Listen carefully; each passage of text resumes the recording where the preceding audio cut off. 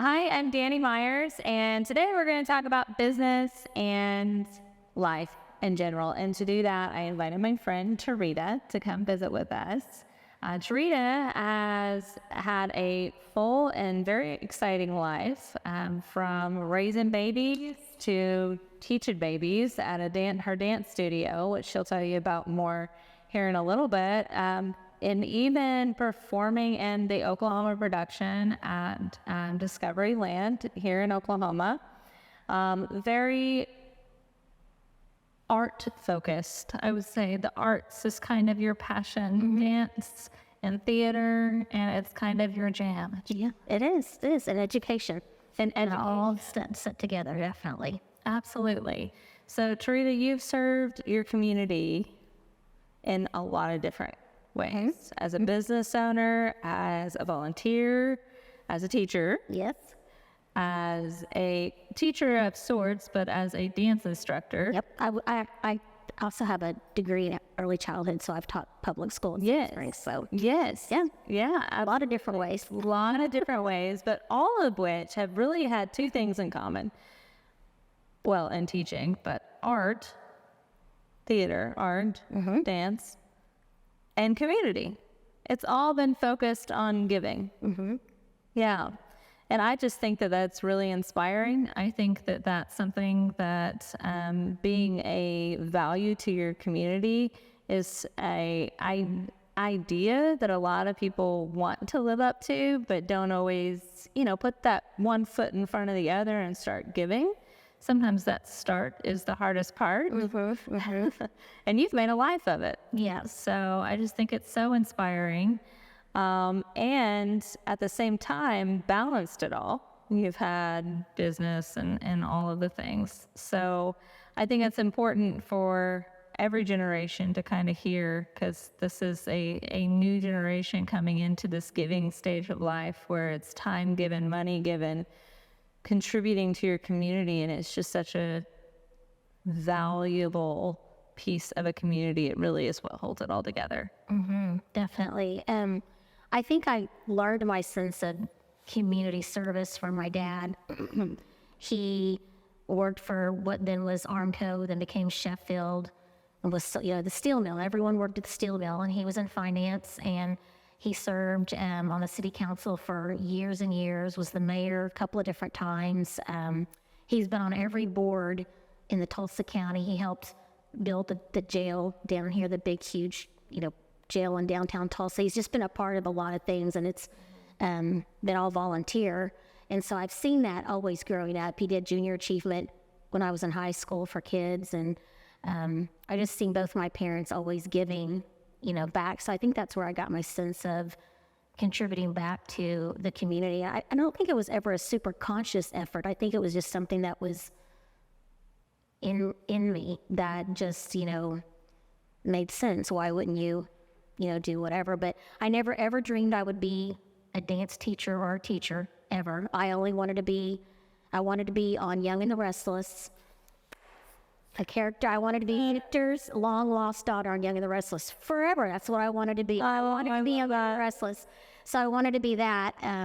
So when I remember the days that just soap operas was the thing, a thing. It was a normal thing. Yeah. And so I went to college on a dance scholarship at OCU, and then I got hooked up with Discovery Land, and I did 12 years out there, which was about 1,500 performances of Oklahoma. Yeah, so that place was hopping in the day. It was very hopping. I mean, I started out when I was 16 there as on the hospitality staff, and I would get on the buses at the top of the land and get on a microphone and talk to the charter buses all the way down and welcome the groups and everything. And then I tried out when I was 18 and, made the show. So I did everything there. I was a dancer, dance captain, dream lorry, assistant choreographer, assistant director. I mean, I just kind of went through the natural progression. Yes, and I loved every minute of it. And then I got hooked up, I think in 1991 with a local dance teacher in Sand Springs that opened a studio in Prattville, right next to Minuteman, tiny, tiny little place.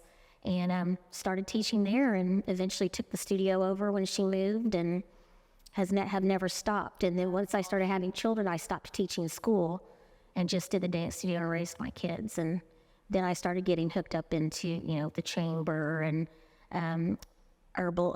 volunteering for the herbal affair and the soapbox derby and things like that. So just kind of slowly. And once you start saying yes to a couple of things, people start knocking and, they say it so. But I'm very passionate about education. I'm very passionate about kids.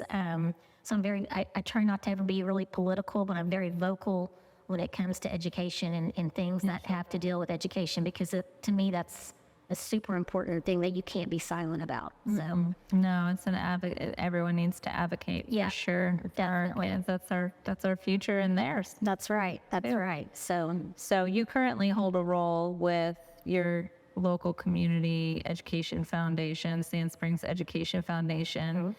Can you tell me more about that position? Sure. And what they do? Sure. So Sand Springs Education Foundation began in 1989, and it was just a group. The board is still volunteers. They're all volunteers, and they meet once a month, and they raise a lot of money and have their goal was to get to $1 million, and they far exceeded that. And I am now currently the Education Foundation director. So I basically hold everything together and organize everything. And the board members go out and, try to get fundraising going and things like that. So I help do the events. We have 2 major events each year, and then take care of the notes and the bills and things like that. So, and before that, I was a board member. So, and then the girl before me retired, so I took over her position. So it's a very part-time. It's not. Yeah. It's a very part-time job, but I love it because it's education, and what do they focus on? their focus is they are funding teacher-written grants. So that's what they do For their community. for their community. So a teacher each year can write grants, and they're always due October 15th. And we try to fund as many as we can. Of course, we always have more grants than we do have money. Right. But I think we ended up with just over $89,000 in grants this last year. So we were able to fund all but just a few. There's rules and regulations on what they can grant. We can't grant buildings or furniture, things like that. It has to be an innovative classroom activity that they're going to do. But that's their main focus, is to just raise money for those grants. So the kids can have So the kids can amazing have, it's to try to fill the gap the void where schools can't pay for it. And, with the funding crisis that we have already, they just try to fill the gap for different things. So like our biggest one this year was the VR goggles that they did for 7th grade. Cool. Yes, 6th grade and 7th grade science, and Sandy Gilstrap did it, and they are very cool. So they could put these VR glasses on, and you could be in a heart and see the heart. It was amazing. So it was really neat. And that is definitely the way careers will be going and education will be going. So it's just such a wonderful thing that even in a small community, because Sand Springs, your hometown, is not a metropolitan. No. And it's not even, necessarily the wealthiest of communities. And so for them to be able to have that top-notch education is just... It's all about STEM right now, and science, and they, it's, you can see the progression of what used to be crayons and things, just different things that they needed in their classroom to, 3D printers and VR goggles and, just the classroom smart boards and everything. So it's just, more and more technology, but you have to, that's what it is. That's what the future is. Yeah. Yeah, I love that so much. So part of the reason why I wanted you to come visit with us is recently you have gone through I almost feel like you're going to call it a speed bump, but it was kind of an earthquake in your life. And I say that about you because Tarita is one of those people that is just zoom. It's just go. And so I'll let you talk and share what you want to share, but you had a health scare come up. I did. I had a kidney stone about 5 years ago. Took a couple of weeks to pass. It was right before recital. past it, stopped drinking pop, started drinking a lot more water.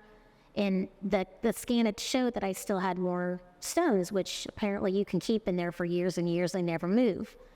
Well, on a Sunday night, I was like, oh, my back hurts. It feels like a kidney stone. And I knew it was. And Monday, I was sick all day long. And by Tuesday, I couldn't get up out of bed, which is so not like me. Again, with the just... Right. Like I passed out. I got out of bed, and I passed out, and I was like, oh, I must have just slipped.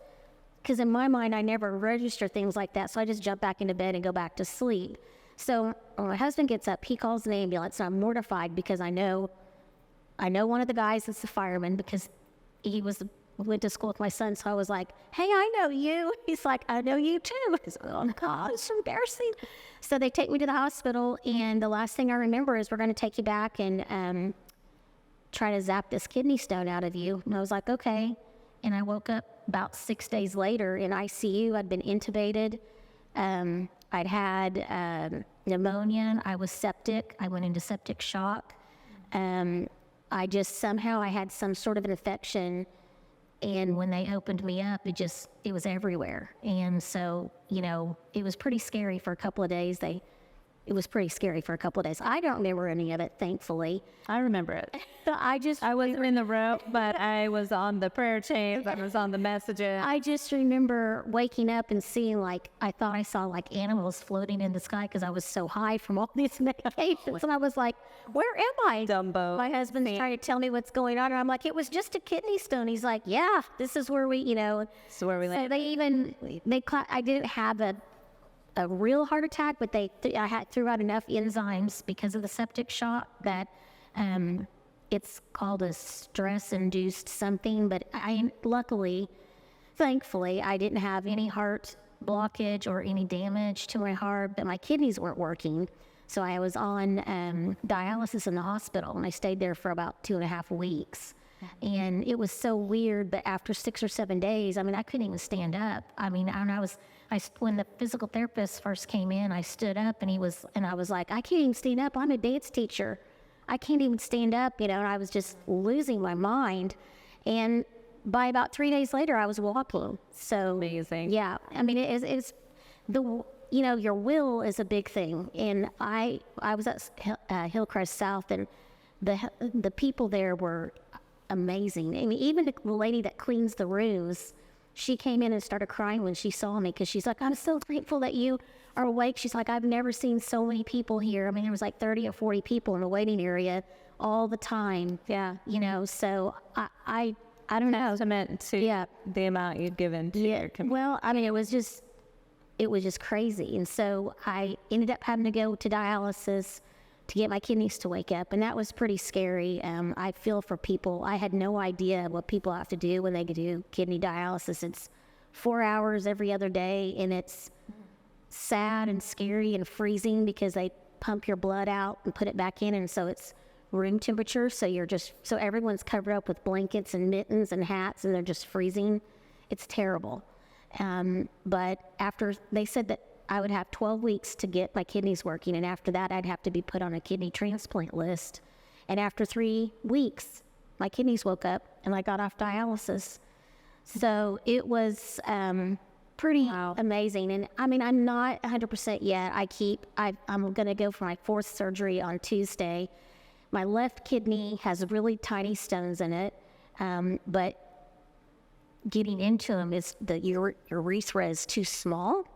So ureter is too small, so they keep having to put stents in, which are kind of painful. Oh. So I have stents in both my kidneys right now, but hopefully this time they're going to do a different procedure, and it will blast them and get rid of them, and hopefully this will be my last surgery because, you go under anesthesia and then you're on pain medicine, and I hate pain medicine.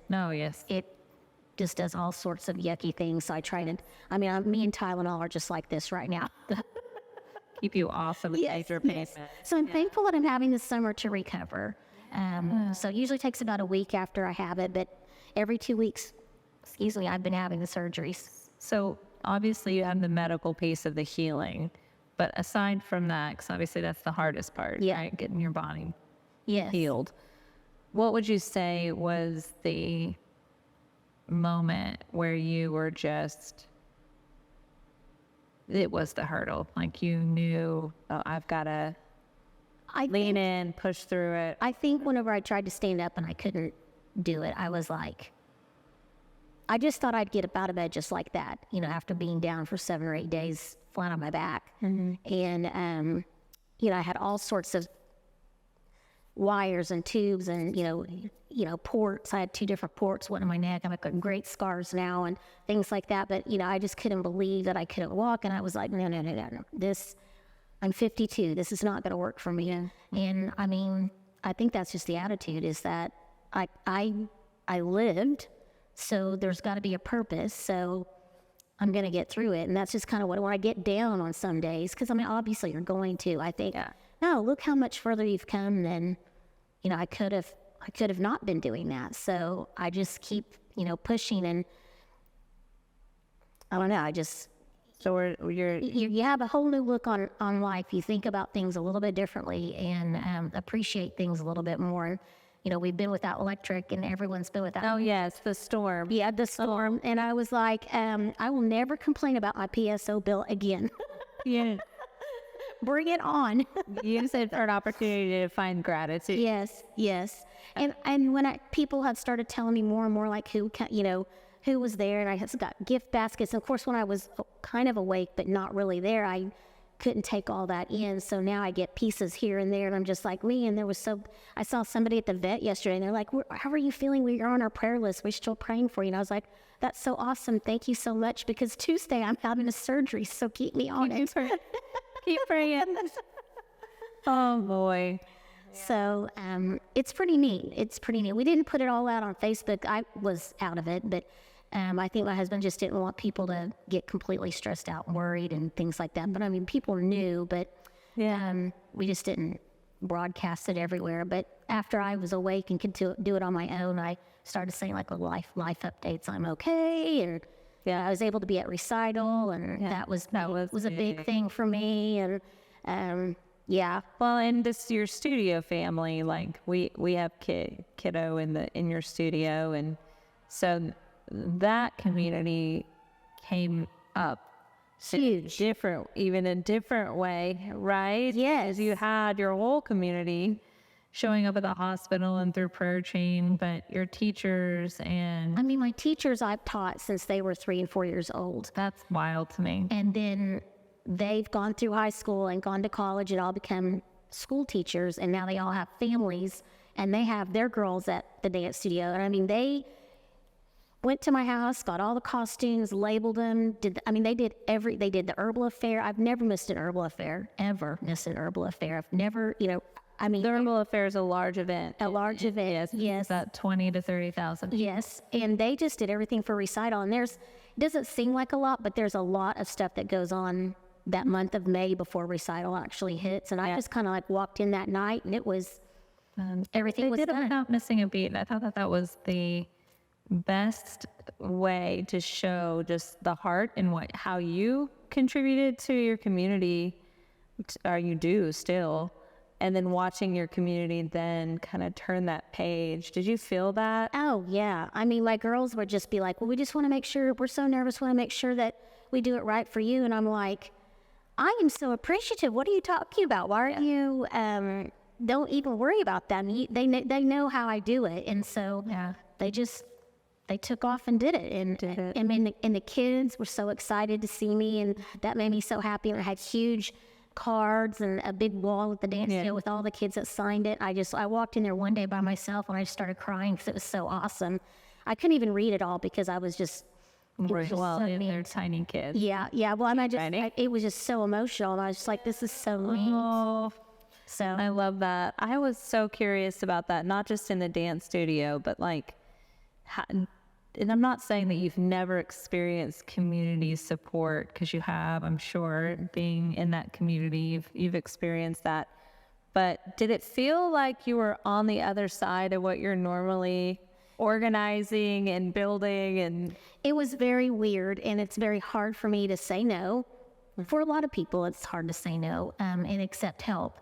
And so, but I was forced to. There was no way I would have been able to do any of that stuff. And I just had to kind of give up control and let others help me. And, you know, from friends to family to phone calls to taking care of my business to the board for Education Foundation. We had our biggest fundraiser Oh, yes, you missed that one. 2 weeks after I went into the hospital, which was crunch time. And I mean, if it weren't for Kenny Tate, the president, and all of those board members, they just took control and got it all done the best they could, and it was fine. So I was just so thankful. I mean, I know I woke up the first day and it hit me that the foundation was having our big event, and I woke up and I was like, Ari, you need to go do da da da da. And he was like, you just woke up and you're telling us all the things that you need to do for the foundation. I said, I know, but I'm not going to be able to do it. And they need all these things. So I had them go into the mailbox and get in the computers.